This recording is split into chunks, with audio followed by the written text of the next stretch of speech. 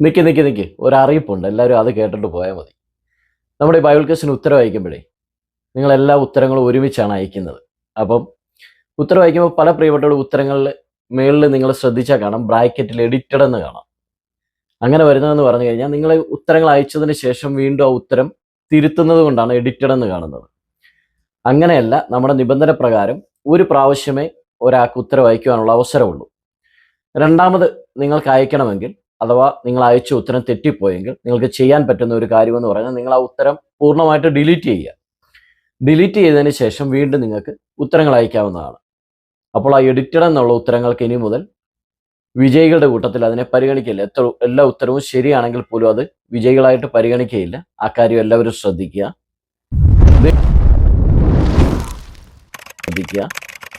ദൈവനാമത്തിന് മഹത്വം. സിയോന്റെ പുതിയൊരു വീഡിയോയിലേക്ക് എല്ലാവരെയും ഹാർദവമായി സ്വാഗതം ചെയ്യുന്നു. നമ്മുടെ അറിയിപ്പ് എല്ലാവരും കേട്ട് കാണുമെന്ന് വിശ്വസിക്കുകയാണ്. വേഗത്തിൽ തന്നെ നമ്മുടെ ഇന്നത്തെ ചോദ്യങ്ങളിലേക്ക് പോകാം. ഇന്നത്തെ ചോദ്യം 2 പത്രോസിന്റെ ലേഖനത്തിൽ നിന്നാണ്. ആദ്യത്തെ ചോദ്യം ഇതാണ്: നീതി വസിക്കുന്ന പുതിയ ആകാശവും പുതിയ ഭൂമിയും നാം എന്തു പ്രകാരം കാത്തിരിക്കുന്നു? ഓപ്ഷൻ എ വാഗ്ദാന പ്രകാരം, ഓപ്ഷൻ ബി ന്യായപ്രമാണ പ്രകാരം, ഓപ്ഷൻ സി പ്രവാചക പ്രകാരം. രണ്ടാമത്തെ ചോദ്യം ഇതാണ്: ദൈവം ശിക്ഷിക്കാതെ രക്ഷിച്ച ഒരു വ്യക്തി ആരാണ്? ഓപ്ഷൻ എ പ്രവാചകന്മാർ, ഓപ്ഷൻ ബി ഭക്തന്മാർ, ഓപ്ഷൻ സി ലോത്ത്. മൂന്നാമത്തെ ചോദ്യം ഇതാണ്: എന്താണ് കൊടുങ്കാറ്റ് കൊണ്ട് ഓടുന്നത്? ഓപ്ഷൻ എ കറുത്ത മേഘങ്ങൾ, ഓപ്ഷൻ ബി മഴമേഘങ്ങൾ, ഓപ്ഷൻ സി മഞ്ഞുമേഘങ്ങൾ. നാലാമത്തെ ചോദ്യത്തിലേക്ക് പോകുന്നു. ഈ പുസ്തകത്തിൽ ഏതൊക്കെ മൃഗങ്ങളെക്കുറിച്ച് പറഞ്ഞിട്ടുണ്ട്? 3 അധ്യായമേ ഉള്ളൂ. ആ 3 അധ്യായവും ശരിക്കും വായിച്ച് തന്നെ ഉത്തരങ്ങൾ അയക്കുക. അഞ്ചാമത്തെ ചോദ്യം ഇതാണ്: തിരുവെഴുത്തുകൾ കൂട്ടിക്കളയുന്നത് ആരാണ്? ആറാമത്തെ ചോദ്യം: ദൈവം ദീർഘക്ഷമ കാണിക്കുവാനുള്ള കാരണം എന്താണ്? ഏഴാമത്തെ ചോദ്യം ഇതാണ്: ഭൂമി ഉളവായത് എങ്ങനെയാണ്? എട്ടാമത്തെ ചോദ്യം: ആര് നിമിത്തം സത്യമാർഗം ദുഷിക്കപ്പെടും? ഒൻപതാമത്തെ ചോദ്യം ഇതാണ്: അടുത്തുള്ള വസ്തുക്കൾ വ്യക്തമായി കാണുകയും അകലെയുള്ളവ വ്യക്തമല്ലാതെ കാണപ്പെടുകയും ചെയ്യുന്ന ഒരു രോഗാവസ്ഥയെക്കുറിച്ച് ഈ പുസ്തകത്തിൽ പറയുന്നുണ്ട്. അത് ഏതാണ്? പത്താമത്തെ ചോദ്യം ഇതാണ്, ശ്രദ്ധിച്ചു കേൾക്കുക: നശിച്ചു പോകുന്നവരെ കുറിച്ച് പറയുവാൻ പത്രോസ് അപ്പോസ്തലൻ ഈ പുസ്തകത്തിൽ ഉപയോഗിച്ചിരിക്കുന്ന ഒരു വാക്ക്. ഇതിനു മുൻപ് പത്രോസ് അപ്പോസ്തലൻ ഒരാളെ കുറിച്ച് പറയുവാൻ ഈ വാക്ക് തന്നെ ഉപയോഗിച്ചിട്ടുണ്ട്. ചോദ്യം ഇതാണ്: ആ വാക്ക് ഏതാണ്? ഏത് പുസ്തകത്തിലാണ്? ആരെക്കുറിച്ചാണ് പറഞ്ഞിരിക്കുന്നത്? ചോദ്യം എല്ലാവർക്കും മനസ്സിലായെന്ന് കരുതുന്നു. വേഗത്തിൽ തന്നെ ഉത്തരങ്ങൾ അയക്കുവാനായിട്ട് ദൈവം എല്ലാവരെയും സഹായിക്കട്ടെ എന്ന് പ്രാർത്ഥിക്കുകയാണ്. നമ്മുടെ കഴിഞ്ഞ ദിവസത്തെ ചോദ്യങ്ങൾ 1 പത്രോസിന്റെ ലേഖനത്തിൽ നിന്നായിരുന്നു. വളരെ ഉത്സാഹത്തോടെ എല്ലാ പ്രിയപ്പെട്ടവരും പങ്കെടുത്തു. നേരത്തെ പറഞ്ഞതുപോലെ തന്നെ പല പ്രിയപ്പെട്ടവരുടെയും ഉത്തരത്തിന് മുകളിലായിട്ട് എഡിറ്റഡ് എന്ന് കാണുന്നുണ്ട്. അതുകൊണ്ടാണ് ദയവായിട്ട് ആരും എഡിറ്റ് ചെയ്യാതെ തന്നെ ഉത്തരങ്ങൾ അയക്കുക. നമ്മുടെ ആദ്യത്തെ ചോദ്യം ഇതായിരുന്നു: പിന്തുടരേണ്ടത് എന്താണ്? ഉത്തരം ഇതാണ്: ഓപ്ഷൻ ബി കാൽച്ചുവട്. 1 പത്രോസ് 2:21. രണ്ടാമത്തെ ചോദ്യം ഇതായിരുന്നു: വിശ്വാസത്തിന്റെ അന്ത്യഫലം എന്താണ്? ഉത്തരം ഇതാണ്: ഓപ്ഷൻ സി ആത്മരക്ഷ. 1:9. മൂന്നാമത്തെ ചോദ്യം ഇതായിരുന്നു: ഇടയശ്രേഷ്ഠൻ പ്രത്യക്ഷനാകുമ്പോൾ ലഭിക്കുന്ന കിരീടം ഏതാണ്? ഉത്തരം ഇതാണ്: ഓപ്ഷൻ സി തേജസ്സിന്റെ വാടാത്ത കിരീടം. 1 പത്രോസ് 5:4. നാലാമത്തെ ചോദ്യം ഇതായിരുന്നു: ദൈവത്തിന്റെ ഇഷ്ടം എന്താണ്? 1 പത്രോസ് 2:15 നമുക്ക് ഇങ്ങനെ വായിക്കാം: നിങ്ങൾ നന്മ ചെയ്തുകൊണ്ട് ബുദ്ധിയില്ലാത്ത മനുഷ്യരുടെ ഭോഷത്വം മിണ്ടാതാക്കണം എന്നുള്ളത് ദൈവേഷ്ടമാകുന്നു. അഞ്ചാമത്തെ ചോദ്യം ഇതായിരുന്നു: നന്മ ചെയ്താൽ ആരുടെ മക്കളാകും? ഉത്തരം ഇതാണ്: സാറയുടെ മക്കൾ. 1 പത്രോസ് 3:6 നമുക്ക് ഇങ്ങനെ വായിക്കാം: അങ്ങനെ സാറ അബ്രഹാമിനെ യജമാനൻ എന്ന് വിളിച്ച് അനുസരിച്ചിരുന്നു. നന്മ ചെയ്ത് യാതൊരു ഭീഷണിയും പേടിക്കാതിരുന്നാൽ നിങ്ങൾ അവളുടെ മക്കളായിത്തീർന്നു. ആരുടെ? സാറയുടെ. ആറാമത്തെ ചോദ്യം ഇതായിരുന്നു: ദൈവഹിതം എപ്രകാരം നിറവേറ്റണം? ഉത്തരം ഇതാണ്: 3:17 ഇങ്ങനെ വായിക്കാം: നിങ്ങൾ കഷ്ടം സഹിക്കണമെന്ന് ദൈവഹിതമെങ്കിൽ തിന്മ ചെയ്തിട്ടല്ല, നന്മ ചെയ്തിട്ട്. ഇതാണ് ശരിയായ ഉത്തരം. സഹിക്കുന്നത് ഏറ്റവും നന്ന്. ഏഴാമത്തെ ചോദ്യം ഇതാണ്: ഇന്ന് പല സ്ത്രീകളിലും കാണുവാൻ സാധിക്കാത്തത് സ്ത്രീകൾക്ക് വേണമെന്ന് പറഞ്ഞിരിക്കുന്നു. എന്താണ്?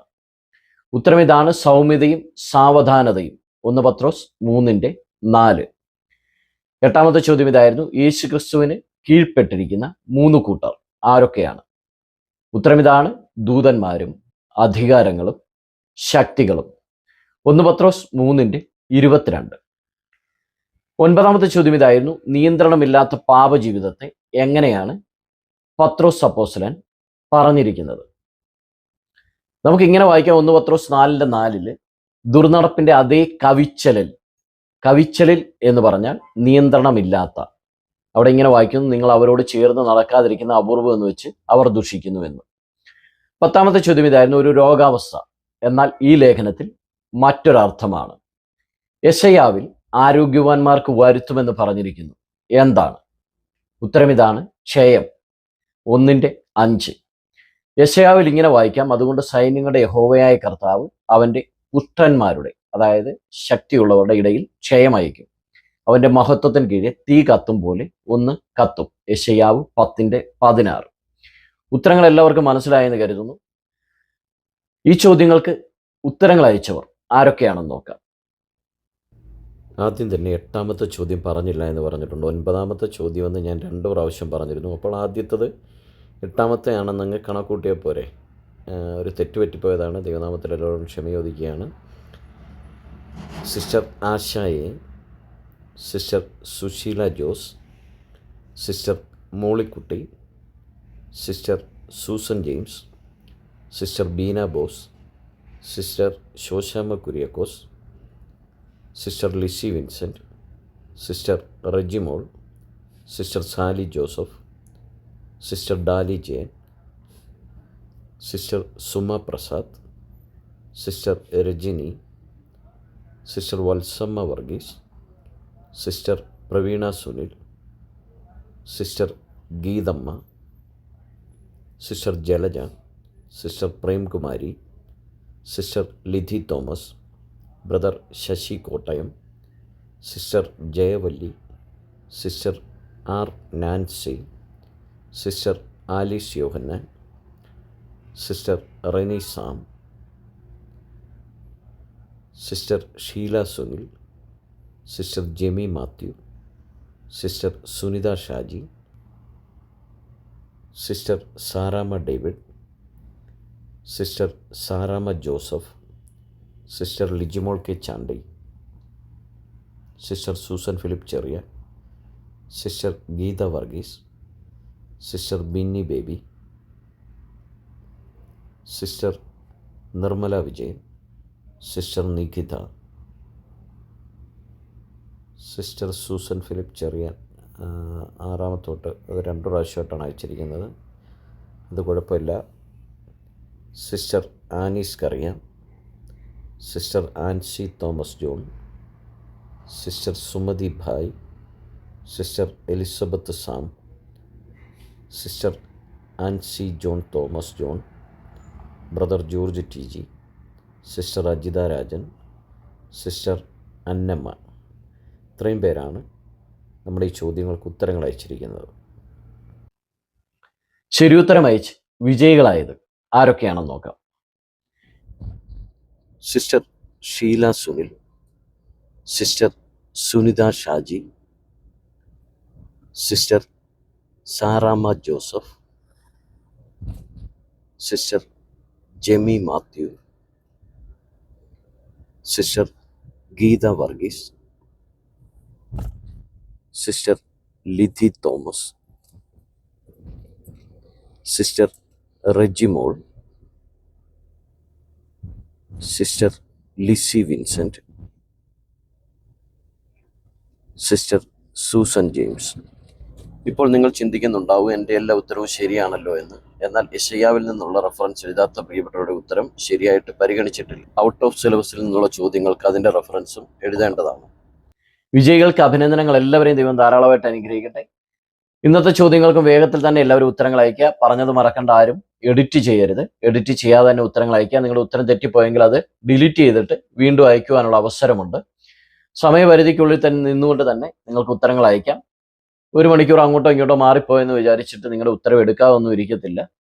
എല്ലാവരും വചനം പഠിക്കാനുള്ള ഉത്സാഹത്തോടു കൂടിയാണ് ഇത് പങ്കെടുക്കുന്നതെന്ന് അറിയാം. അതുകൊണ്ട് അല്പം മുൻപോട്ട് പോയാലും ഒരു വിഷയമുള്ള കാര്യമല്ല. ആരെയും അങ്ങനെ മാറ്റി നിർത്തിയിട്ടുമില്ല.